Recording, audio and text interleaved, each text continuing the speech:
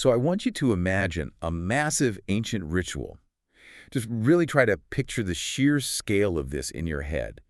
We are talking about an immense gathering. Right. Yeah. Hundreds of thousands of people all congregating in this incredibly harsh, barren, sun-baked landscape. And, you know, the logistics of a gathering like that in antiquity are, well, they're almost impossible to wrap your head around. Oh, entirely. I mean, think about the dust, the deafening noise, just the sheer density of humanity in an environment that, frankly, naturally wants to kill you. Yeah, the desert is not a hospitable place for a crowd. Yeah. And right at the center of this massive gathering, the absolute climax of the entire event, is the sacrifice of thousands of animals. Right.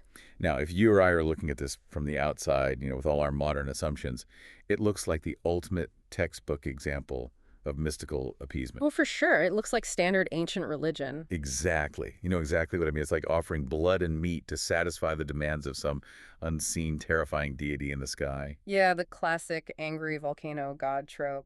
Right. But then, and this is where today's deep dive gets incredibly fascinating, you open the foundational text that actually dictates this exact ritual.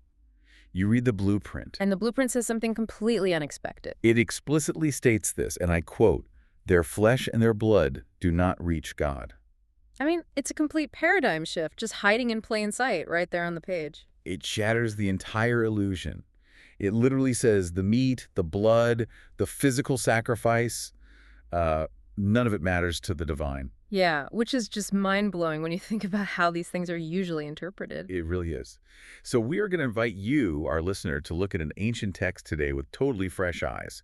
Specifically, we are diving into Surah Al-Hajj, chapter 22, Ayat 30 to 39.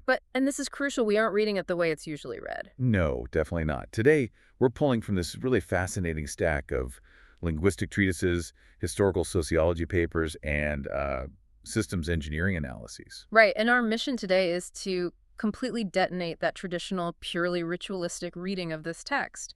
Because the sociologists and linguists we're reading today, they argue that when you strip away the layers of centuries of sentimentality, when you remove the purely theological assumptions that have kind of crusted over it, what you're actually looking at is a masterclass in systems engineering.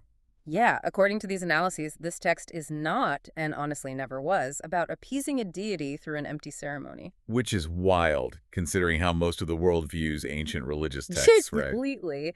But the authors of these source materials, they argue that this is actually a manual for constructing an engine of reason. An engine of reason. I love that phrasing. It's good, right? It's a highly rational, fiercely pragmatic blueprint for civilizational survival. Yeah. They frame it as a text about establishing collective discipline, ensuring the mandatory redistribution of wealth, and setting up this ironclad defense against systemic injustice. So the goal for us today is to walk you through exactly how these researchers suggest a society survives. And they say it's by identifying and keeping the engine of its institutions and having the courage to discard the empty, performative shell. The engine versus the shell, that is such a perfect framing. Right, because if we are going to understand this systems-level analysis, we have to start by completely dismantling the most visible, visceral aspect of this text. The physical sacrifice of the animals. Exactly. We need to look at the socioeconomic machinery that these scholars argue is just humming right underneath it. So let's look at the actual environment. Mecca. It's a desert valley. Yeah, and to understand the text, we really have to look at the logistical reality of what this gathering, the Hajj, was actually designed to be. Right. The historical papers we're reviewing point out that Mecca is barren. No crops grow there. It is not an agrarian center. No, you're not farming wheat in Mecca. Exactly. So if you engineer a gathering that brings hundreds of thousands of people to a place with zero natural food production, what is your immediate overriding crisis? Starvation. I mean, immediate mass starvation. Precisely. You cannot have a productive weeks-long international conference if your delegates are dying of malnutrition. That tends to put a damper on the meetings, yeah. Just a bit. And these sociologists argue that the Hajj was engineered as exactly that, a dynamic international conference. Okay, so a central hub for human welfare, mutual consultation, and the resolution of global or regional disputes. Right. It was not meant to be a purely spiritual retreat where everyone just sits in silent meditation on a mountain. It's like an ancient United Nations General Assembly, but, with Yeah. actual teeth and practical outcomes. I mean, that's exactly what the sources are suggesting. So if you have this massive UN assembly in a desert, the foundational logistics of that summit has to be catering. It's the supply chain, and this is where the systems analysis completely redefines the whole concept of sacrifice. How so? Well, the spellers argue that the animals brought to this gathering weren't magical offerings, they were the logistical supply chain. Oh, wow. Okay. Yeah, people traveling from afar were instructed to bring these animals along or procure them locally, not to burn them on an altar to please a hungry god, but to literally, physically feed the massive influx of human beings. Hold on. I need to wrap my head around this. Yeah. Because, if the meat was just catering, if it was just a massive logistical supply chain, Okay, true. why enshrine it in a foundational text at all? That's the big question. Right. Like, why not just write a normal logistical memo? Like, hey, everyone, remember to bring your own lunch. Why elevate it to a religious duty? Because in a society that's trying to build a unified civilization, logistics are the duty. Oh, I see. The analyses we're reading argue that the text is aggressively practical about this. It doesn't say, chant over the meat and leave it to rot for the gods. No, it explicitly directs the flow of resources. Exactly. If you look at verse 36, it says that once the animal is down, you are to eat from it and feed the contented poor and the beggar. Feed the contented poor and the beggar. So the meat, the physical, tangible asset, is injected directly into the social welfare system. Yes. The researchers emphasize that what actually reaches the system, what the text refers to as reaching God, is not the protein. It's not the physical steak. Right. Verse 37 says, "It is your taqwa that reaches him." Now, taqwa is traditionally translated as piety or fear of God. Sure, that's the standard translation you always hear. But the linguistic breakdowns we have here argue for a much more muscular, functional definition. Okay, so what does it mean in a systems context? In this sociological context, taqwa is not some ethereal, mystical feeling fluttering in your chest. It's not just closing your eyes and feeling really spiritual. Not at all. These authors define taqwa as discipline. It is the strict adherence to the laws of equity. Wow. Yeah. It is the profound self-mastery required to take something you own, something incredibly valuable like livestock, and give it away to ensure that the weakest members of your society are fed. Okay, so the rite itself, the physical act of the gathering and the processing of the livestock, is merely a delivery mechanism. It's the vehicle for the taqwa. It is entirely a vehicle for welfare and self-mastery. It is never an end in itself. Right. And this is what the systems engineers were citing identifies the great vulnerability of any civilization. Which is what? Well, when a society becomes obsessed with the physical mechanics, when they start to think the blood itself has magical properties, or that, the precise angle of the knife is what pleases the universe. Oh, yeah. Getting lost in the minutiae. Exactly. And when they completely forget about the actual outcome of feeding the poor or addressing systemic inequality, they have kept the shell and thrown away the engine. Let's test this with a modern equivalent, because I think it makes the tragedy of this so obvious. Let's do it. Imagine we organize this massive, multi-billion-dollar global summit in Geneva. The explicit goal is global poverty eradication. We fly in experts from all over the world. Okay, setting the scene. Right. But then the organizers become pathologically obsessed with the ceremony of the event. They spend all their time arguing over the floral arrangements on the tables. Classic bureaucracy. Exactly. They demand the catering schedule is timed to the exact second. And then, at the end of the banquet, they take all the perfectly good food and they throw it into an incinerator because they've somehow convinced themselves that the mere act of having the banquet is what solves poverty. That is painfully accurate. Right. Meanwhile, they are literally ignoring starving people standing right outside the convention center doors. That is exactly the phenomenon these papers are describing. It's confusing the ceremony for the substance. But how does that happen? How does a civilization manage to strip the sheer practical utility out of an institution and replace it with pure empty ceremony? Well, the sociologists point to a very simple, very flawed human trait. The ceremony is easy and the utility is incredibly hard. Yeah, that makes sense. Think about it. It is very easy to buy an animal, slaughter it, and feel a sense of psychological completion. It demands very little of you internally. And check the box. Exactly, you check the box. But to actually build a system of equitable wealth distribution, to look a beggar in the eye and ensure your entire economic framework provides for them continuously, That's a massive undertaking. it requires immense, relentless, grinding effort. And the human mind naturally drifts toward the path of least resistance. We want the feeling of having done the work without actually doing the work. Precisely. And that is why, according to this analysis, we inevitably turn pragmatic engines into stagnant, performative shells. We just want the shortcut. Which brings us perfectly to the next layer of these sources. If the physical act of the gathering is just a delivery mechanism, we have to look at how this text uses language and symbols to actually coordinate that human behavior on a massive scale. Right, because coordination is everything at that scale. Exactly. Because if it's not magic, it has to be psychology and sociology. Let's dive into the linguistic breakdown provided in our stack of research, because the terminology the text uses is incredibly precise, and it completely alters the traditional understanding. Okay, where do we start? We need to look at verse 32, which talks about honoring the symbols of God, and verse 34, which states, for every community, a right. Okay. The Arabic words being analyzed here are sha'ir for symbols and mansak for right. Now, historically, if you ask a layperson to read the phrase symbols of God, their mind immediately goes to holy relics. Right? Oh, Absolutely. we picture glowing artifacts, sacred stones, maybe a chalice that you aren't allowed to touch without undergoing a special purification ritual. Which is the exact opposite of what the linguistic root of the word implies, according to our sources. Really? Yeah.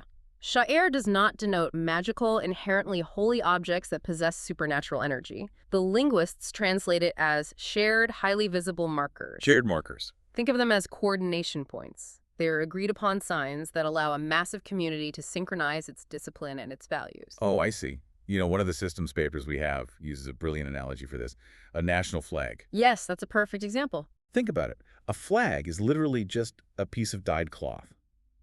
If you take it to a chemistry laboratory, it has absolutely zero intrinsic value. It's just cotton and pigment. Right, there's no magic in the fabric. None. But when a soldier salutes that flag, or when citizens stand in unison while it's raised, they aren't worshiping the cotton. That piece of cloth is a symbol. It coordinates a shared respect. Exactly. It coordinates a shared respect for the laws, the Constitution, and the collective identity of that state. That is the perfect modern equivalent of sha'ir, as these analysts define it. The flag is the physical focal point for collective, abstract discipline. Because you really need a focal point. Right, because you have to ask yourself, if you take the flag away, how do 1 million people simultaneously express their allegiance to an abstract concept like a constitution? You can't. You can't just have 1 million people staring blankly into space thinking about laws. Exactly. The sociological reality is that human beings are physical creatures. We have internal desires. We have abstract goals. We have these high-minded philosophical ideals. But to manifest those things in the real world, to actually build and maintain a civilization, we need physical, coordinated movements. We need to stand together, move together, focus our eyes on a shared point in space. Yes. That coordinated physical action is what a mansak is. Mansak being the word usually translated as rite or ritual. Right. But the linguists in our source material argue that mansak simply means an appointed procedure, an organized, scheduled practice. So, no magic. It is completely devoid of supernatural magic. When the text says, for every community a mansak, it's not saying every community needs a mystical spell. It's stating a sociological law. Exactly. Every group of humans needs organized, procedural practices to bind them together and execute their shared objective. I see. The scheduling of the gathering, the shared physical movements, the coordinated logistics of feeding the poor, that entire procedural mechanism is the mansak. Okay, but I have to push back here, or at least point out the massive, glaring danger in the system. Like, what's the danger? If human sociology dictates that we absolutely require these physical symbols, these flags, these coordinated movements, just to function as a society, isn't it basically inevitable that people will eventually just start worshiping the flag itself? Oh, absolutely. Or worshiping the animal? Like, if the physical marker is that important for coordination, the human brain is going to short circuit. It's going to assign ultimate value to the marker instead of the system it represents. You're hitting on the core vulnerability of the human brain here, and the scholars point out that this is the precise danger that this text anticipates and warns against. It knows we're going to do that. It absolutely knows. When the respect for the system transfers to the reverence of the object, you experience mental stagnation. Right. You stop thinking about the Constitution and you start fighting over who gets to hold the piece of cloth. The systems engineers call this a catastrophic epistemological failure. Let's translate that into plain English. It's a total collapse of how a society understands reality. They stop caring about the rules and start fighting over the mascot. Exactly. They lose their grip on the foundational logic of their own society. Which is an epistemological rot. And that is exactly where the source material takes us next. It's a very logical progression. Because once humans fall into this trap of worshiping the symbols, the text violently pivots to the consequence. If stagnant water destroys the mind, what happens to the entire structure of the society when its foundational logic rots away entirely? The researchers point us closely at verse 30 for this. It issues a dual command. It says, shun the abomination of idols and shun false speech. Okay, the Arabic phrase for false speech is qal azur. Right. Now, on the surface, this just sounds like standard, generic religious fare, right? Don't pray to statues and don't tell lies. Pretty basic stuff. But the linguistic breakdown of the word for idols, Awthan, completely changes the landscape of what these authors believe is actually being discussed here. Wait, so if Awthan isn't inherently a stone statue, what is it? I mean, I'm picturing golden calves here. Drop the golden calf image completely. The linguistic treatise we're pulling from today completely upends that image. Okay. If you trace the etymological root of Awthan, you don't find stone, you don't find gold or wood, you find water. Water. Like a sacred river or something. No, the exact opposite. Stagnant, trapped, polluted water. Water that has stopped moving. Okay, that is fascinating. Break down the physics of that for me. Yeah. Why use stagnant water as the root concept for an idol? Think about the physics of water and how it mirrors societal flow. A flowing river is alive. Right, it's moving. It constantly purifies itself through movement. It nourishes the land around it. It has momentum. It has a direction it's heading. Yeah. But if you dam that river, if the water becomes trapped in a pool with no outlet, it stagnates. And then it gets gross. Almost immediately, algae blooms. Yeah. Bacteria multiply. It becomes a breeding ground for disease. It develops a foul stench. It becomes toxic to whoever drinks it. So, applying that metaphor to a human society, life and functional systems require constant movement. They require progression toward an objective. That is the core argument of these sociologists. When a society stops moving forward, when it starts critically evaluating its laws, when it stops striving for better welfare for its citizens. When it just accepts things, because that's how our ancestors did it. Yes. When it does that, it suffers from intellectual stagnation. It becomes an Awthan. The mind of the civilization rots. It's the, we've always done it this way mentality taken to a terminal societal level. Yes. And that is why the text pairs the shunning of idols with the shunning of false speech. Oh, that makes so much sense now. Yeah. The pairing isn't random at all. Not at all. Let's look at this through the sociological lens provided by the source material. Both idolatry and false speech are surrenders of the human reasoning faculty. How so? Well, idolatry is surrendering your intellect to a fabricated, stagnant authority, whether that's a literal stone, an unquestioned tradition, or a piece of cloth. Right. And false speech is surrendering your commitment to objective reality. When you stop moving forward intellectually, you lose your mind to falsehoods. You start believing whatever's convenient. You begin to construct a reality based on superstition and unearned authority, rather than observable truth and rational law.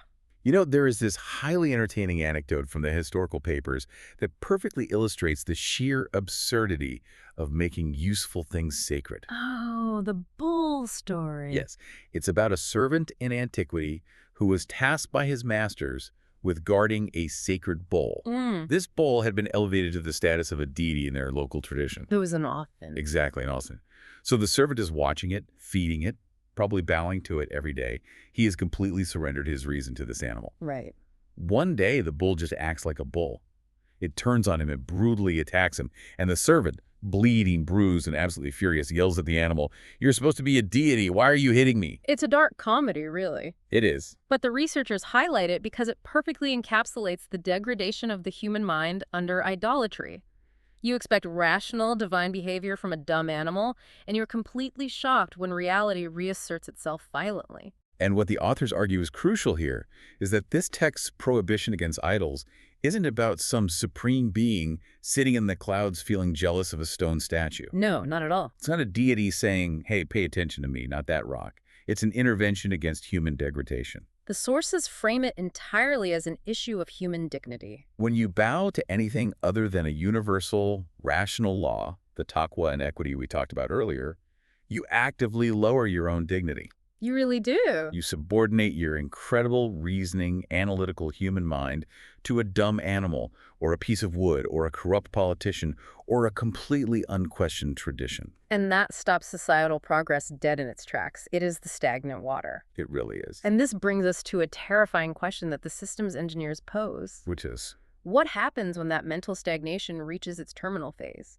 What happens when a human mind or an entire civilization completely loses its anchor to a central, rational organizing principle? It experiences a total systems collapse. And the text uses some incredibly vivid, almost terrifying imagery to describe this collapse. Yeah, let's look at verse 31. It says that whoever associates partners with the central authority, and the Arabic term for this is shirk, is, quote, as if he fell from the sky and the birds snatched him, or the wind blew him to a far place. Now, if you read this through a traditional theological lens, it just sounds like a threat of divine punishment, right? Yeah, like God gets angry that you pray to a statue and literally throws you out of the sky. But the analyses we're reading completely reject that. They argue we are looking at the physics of a mental and civilizational collapse. Okay, so break down shirk for us in this systems engineering context, because normally, if you look up shirk in a dictionary, it's just defined as polytheism, praying to multiple gods. The linguistic sources argue that polytheism is merely the symptom, not the disease. Okay, so what's the disease? The root concept of shirk is associating partners or having divided loyalties. In a systems context, it means cutting yourself loose from a single, coherent, organizing center. So, losing your foundation. Exactly. If a civilization is built on the singular, unwavering principle of equitable justice and rational law, what the text frames as divine law, that is your center of gravity. It holds everything in orbit. Yes. Every law, every social program, every action revolves around that one sun. Right. It's the baseline reality. Exactly. Now, shirk is when you say, well, yes, we believe in equitable justice, but we also believe that this specific wealthy family is exempt. Or, yes, we follow rational law, but we also have to appease this irrational traditional superstition on Tuesdays. You have introduced a competing center of gravity. You've divided the loyalty of the system. You've introduced a fatal contradiction into the code. And the systems analysts point out that once you become untethered from a coherent, rational baseline, the physics of collapse simply take over. Because it can't hold together. Right. A human mind or a society with divided, contradictory foundational principles has no gravity. It has no weight. It has no direction. Hence the imagery, falling from the sky. You are in free fall. Yeah. And what happens in free fall, you are torn apart by competing claims. The verse says the birds snatched him. Right, the birds. The sociologists interpret the birds as predatory ideologies, political factions, or base emotional impulses. Because you have no solid ground, no central anchor of truth, any predator can just tear off a piece of your society. Exactly. Or, the verse says, the wind blew him to a far place.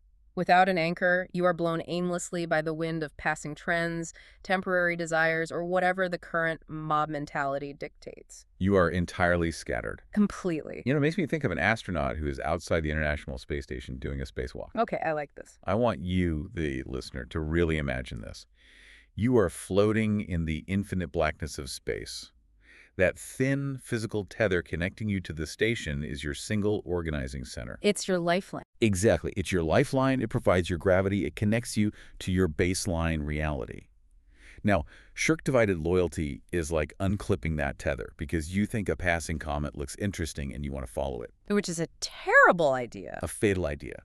Once you lose that single central anchor, you don't just float peacefully. Every tiny micrometeorite of false authority, every stray emotional impulse, every slight gravitational pull from a distant rock will knock you endlessly into the void. You have zero control. You are scattered to the far places. It is pure psychological terror. That is a phenomenal analogy, and it perfectly captures the terror of epistemological collapse that these sources are describing. Scary thought. And the scholars note that the text anticipates this exact human vulnerability, the need to stay tethered to reality, which is why it constantly brings the focus back to tangible utility. Right, the utility. Let's look at verse 33. It talks about these rites and symbols having benefits for an appointed term. The Arabic word used is manifai. Manifai, benefits, tangible, grounded utility. Yes. The system demands that even its symbols, its gatherings, its mansack, must produce measurable good. It's not just doing it for the sake of doing it. Exactly. It is not asking you to float aimlessly in a void of mystery. It is asking hard sociological questions. Did the hungry get fed? Were the disputes resolved? Was the law upheld? And if the answer is no. If the answer is no, then the authors argue your tether is already broken. No matter how many animals you sacrificed or how loud you chanted, you are already falling from the sky. Wow. So if the system isn't producing utility, the tether is cut. That's the conclusion. Okay, let's play this out. Let's say a civilization actually manages to pull this off. They read the blueprint, they build the engine of reason. Okay. They secure the welfare of their people, they effectively feed the contented poor and the beggar. They refuse to dam the river. They reject the stagnant water of false authorities and idols. They're doing everything right. They stay tethered to the single organizing principle of equitable justice. They're just humming along perfectly. According to the text, they have established a functioning, equitable utopia. Right. But we live in the real world. A system that equitable, a system that absolutely refuses to allow exploitation, is inevitably going to face massive threats. Because equity threatens power. Exactly. There are always people, warlords, corrupt politicians, monopolists, who profit immensely from ignorance, from hoarding wealth, from tyranny. Oh, yeah. When those people look across the border at this engine of reason, they don't see a beautiful utopia. They see a terrifying threat to their monopoly on power.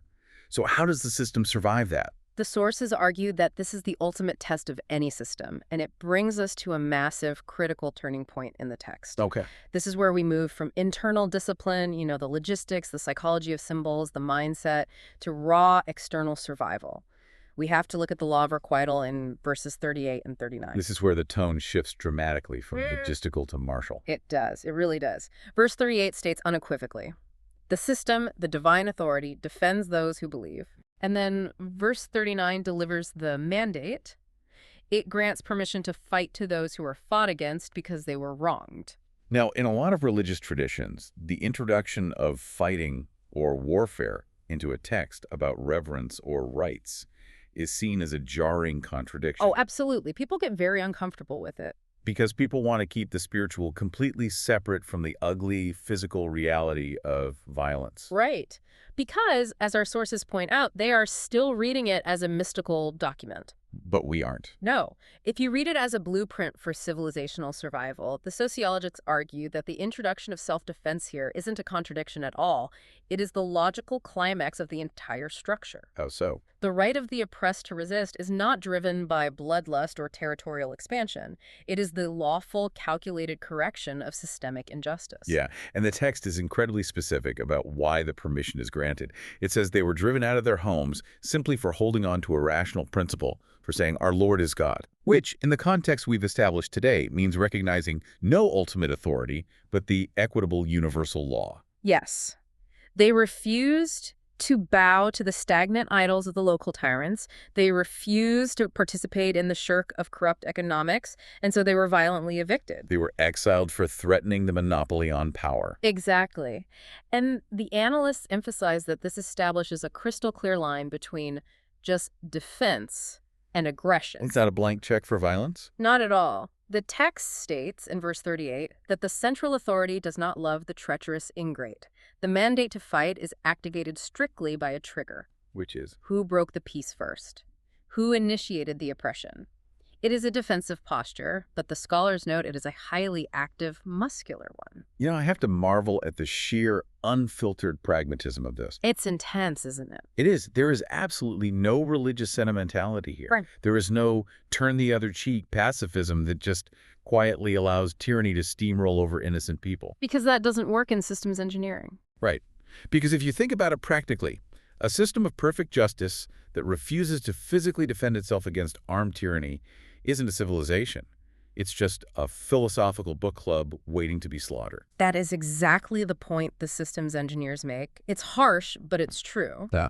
And the source material highlights a crucial nuance regarding the promise in verse 38, where it says God will defend the believers. Okay, what's the nuance? The expert analysis points out that this is not a promise of a magical force field.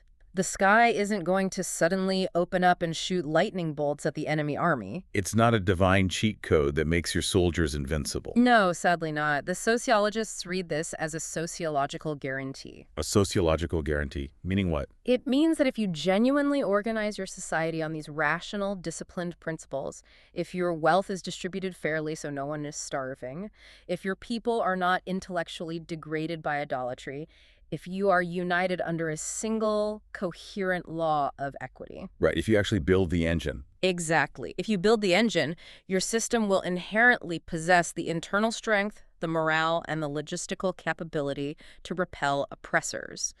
The defense is generated by the health of the system itself. Yes. So if I am a citizen in this society, and I know that this system feeds my family, protects my dignity, and treats me as an equal under the law, I'm going to fight like hell to defend it. Precisely. Contrast that with an empire built on exploitation. If your society is built on corrupt, often stagnant authorities hoarding wealth, your peasant soldiers won't fight for it because they have no stake in it. Why would they? They're oppressed either way. Right. The minute the enemy breaches the walls, the society collapses. But if your society guarantees their welfare and their dignity, they will be an impenetrable wall against tyranny. That is how the system defends them. It engineers a society worth dying for. It engineers resilience. Okay, this brings us to the final synthesis of these sources. We've pulled all these massive threads, the hard logistics of the meat, the psychology of physical symbols, the rejection of stagnant idols, the terrifying void of untethering from the center, and the absolute necessity of muscular self-defense. It's a lot to process. It is. So how do these researchers see the text weaving all this together to define the kind of human being required to actually maintain this civilization? The analysts argue the text gives us a very clear mechanical profile. We find the through line in verses 35 to 37. Okay. These verses outline the defining traits of the individuals who actually maintain the engine as opposed to those who just, perform the shell. So how do they break down these traits? Give me the mechanisms. First, the text says their hearts engage and tremble with responsibility.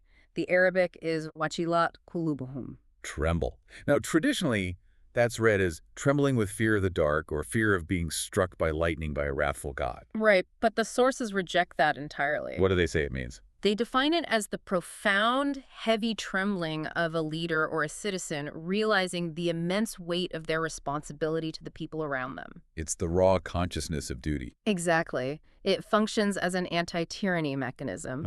A leader whose heart trembles with the weight of equity cannot become a dictator. That makes a lot of sense. What's the second trait? Second, they are patient through adversity. Building a system like this is agonizingly difficult. It requires endurance against inevitable pushback. Because the tyrants are going to push back. Always. Third, they establish the system. The word used is salat, which is universally translated as ritual prayer. But in the system's context, the authors argue it means establishing and maintaining the socioeconomic order. Keeping the engine running day in and day out. Yes. Fourth, they spend from what they have been provided to redistribute wealth. The economic flow is mandatory, not optional charity. Built into the code. It is.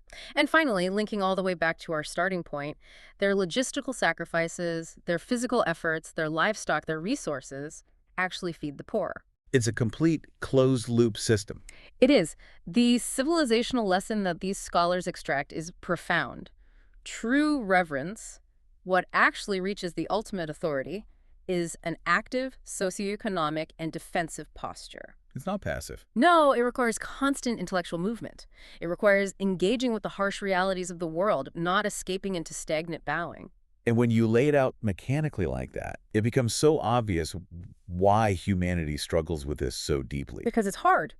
It is. It is just so incredibly easy to fake the shell. Right. I can buy an animal. I can perform a synchronized physical movement. I can memorize and chant a phrase in a language I don't even understand. Right. I can do all of that while being completely, profoundly morally bankrupt. Oh, easily. People do it all the time. But it is incredibly, almost impossibly difficult to build an equitable economy.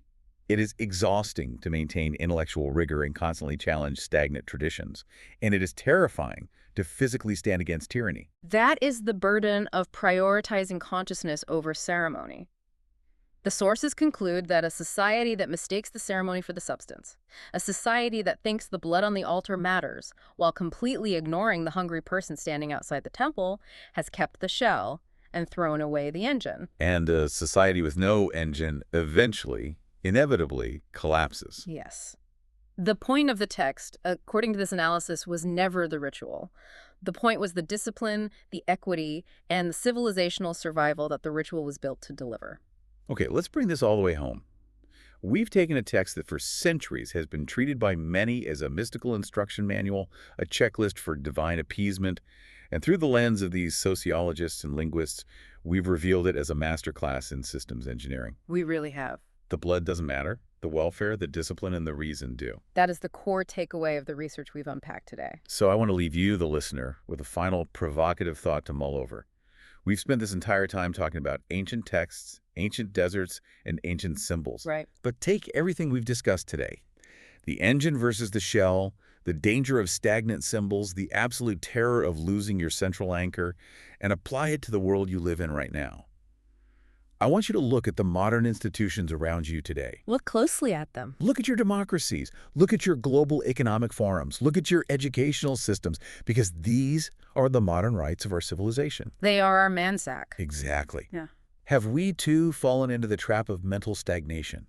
Are we just obsessing over the ceremonial shells of dropping a ballot in a box, trading stocks on a screen, and walking across a stage to get a piece of paper? That's a powerful question. Have we completely forgotten the underlying engines of human welfare, equitable justice, and critical reason that those institutions were originally built to deliver?